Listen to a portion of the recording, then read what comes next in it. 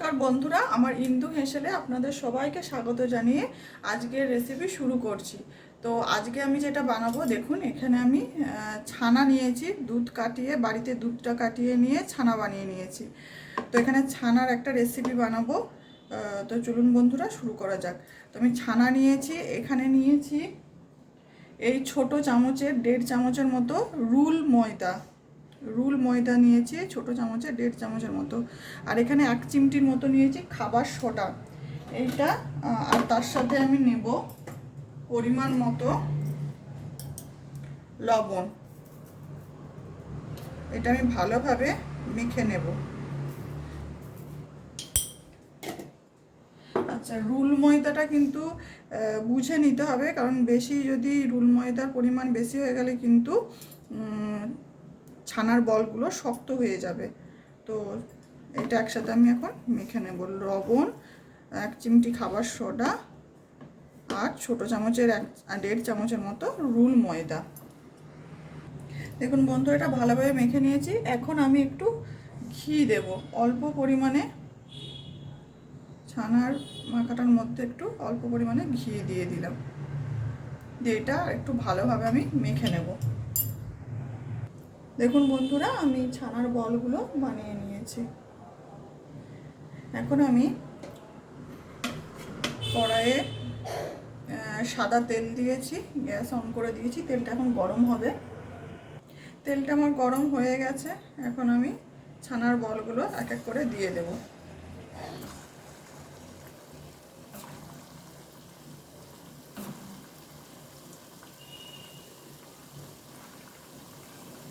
ভালোভাবে উল্টে পাল্টে ভেজে নেব। দেখুন বন্ধুরা, আমি ছানার বলগুলো ভেজে নিয়েছি। এখন আমি এই তেলের মধ্যে আলুগুলো দিয়ে দেব। আলুগুলোকেও আমি ভেজে তুলে রাখবো।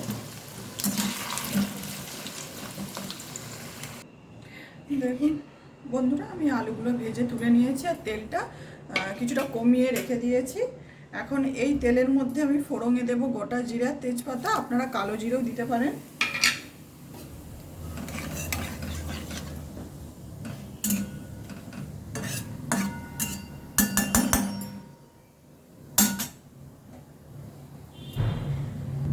এখন আমি দেব এই তেলের মধ্যে লবণ দেব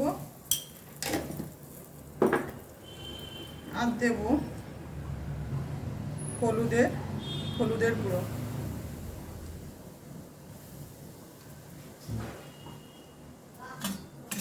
এখন আমি এই তেলের মধ্যে দিয়ে দেব আদা বাটা।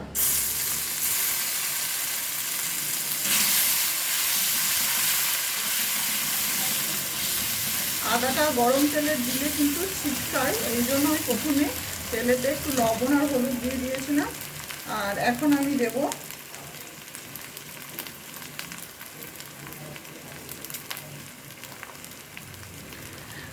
গোটা জিরে, গোটা ধনে, শুকনো লঙ্কা আমি একসাথে বেটে নিয়েছিলাম। এটা এখন আমি দিয়ে দেবো। ভালোভাবে আমি এখন বেটে নেব। ভালোভাবে এটা আমি একটু কষিয়ে নেব।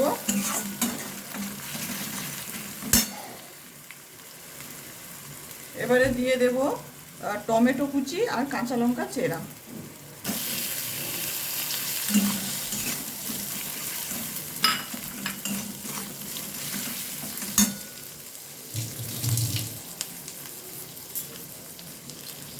আর দিয়ে দেব পরিমাণ মতো একটু চিনি দিয়ে দেব।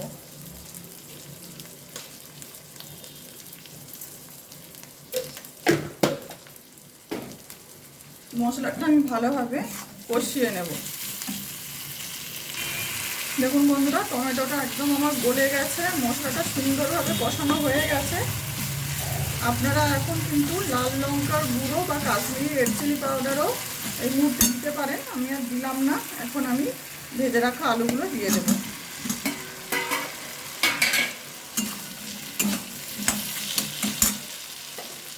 আর একটু লবণ দেব।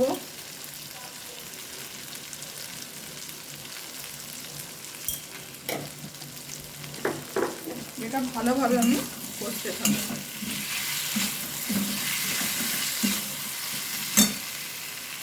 কষানো হয়ে গেছে,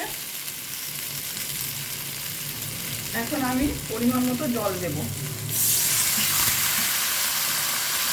জল দিয়ে মশলাটা আমি আরেকটু ভালোভাবে কষিয়ে নেব। গ্যাসের ফ্লেমটা আমি একটু বাড়িয়ে দিয়েছি। আমি ভালোভাবে মশলাটা কষিয়ে নেব।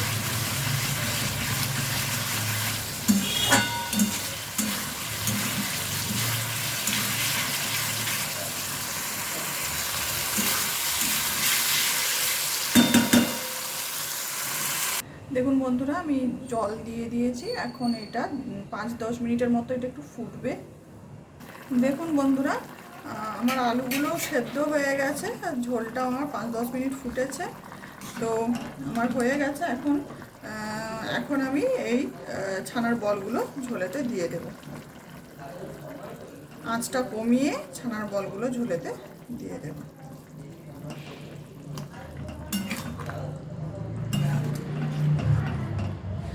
এই তরকারিটা কিন্তু দুর্দান্ত খেতে হয়। ভাত, রুটি সব কিছুর সাথে এটা খাওয়া যায়, দারুণ টেস্ট হয়। তো এবারে ছানার বলগুলো দিয়ে কিন্তু বেশি ফোটানো চলবে না, 1 মিনিটের মতো ফুটিয়ে নিতে হবে। তো এপিট ওপিট করে একটু উল্টিয়ে নিতে হবে, খুব সাবধানে উল্টাতে হবে যাতে ভেঙে না যায়। আর আমার রান্না যদি আপনাদের ভালো লাগে বন্ধুরা, তাহলে কিন্তু আমার চ্যানেলটিকে সাবস্ক্রাইব করে দেবেন, আর কমেন্ট আর লাইকও করে দেবেন। তো আমার রান্না কেমন হচ্ছে, আপনাদের কেমন লাগছে, বা আপনারা আমার রান্না বানিয়ে কেমন টেস্ট হয়েছে, অবশ্যই কিন্তু আমাকে বানানোর পর কেমন টেস্ট হয়েছে অবশ্যই আমাকে কিন্তু কমেন্টে জানাবেন বন্ধুরা। আর এখন আমার এটা হয়ে গেছে। এখন আমি ওপর থেকে একটু কাজু বেটে নিয়েছিলাম, উপর থেকে এখন আমি এই কাজু বাটাটা দেব। কাজুর দুধটা এখন আমি উপর থেকে দিয়ে দেব।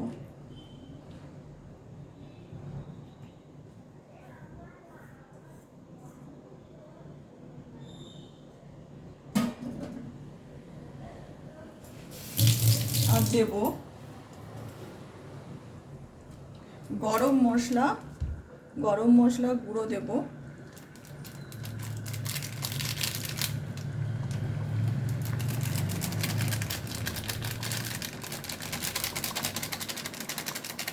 গরম মশলা গুঁড়ো দিয়ে দিলাম। আর দেবো একটু ঘি দিয়ে দেব। ঘি দিয়ে দিলাম উপর থেকে। আর লাস্টে কিন্তু ধনেপাতা কুচিও দেওয়া চলে, তো আপনারা ধনেপাতা কুচিও কিন্তু এটাই দিতে পারেন। তো আমার হয়ে গেছে তরকারিটা, এখন আমি বন্ধ করে দেবো গ্যাসটা। তো আমার রান্না আজকে এই পর্যন্তই বন্ধুরা। সকলে সুস্থ থাকবেন, ভালো থাকবেন। দেখা হচ্ছে পরের কোনো একটা রেসিপিতে।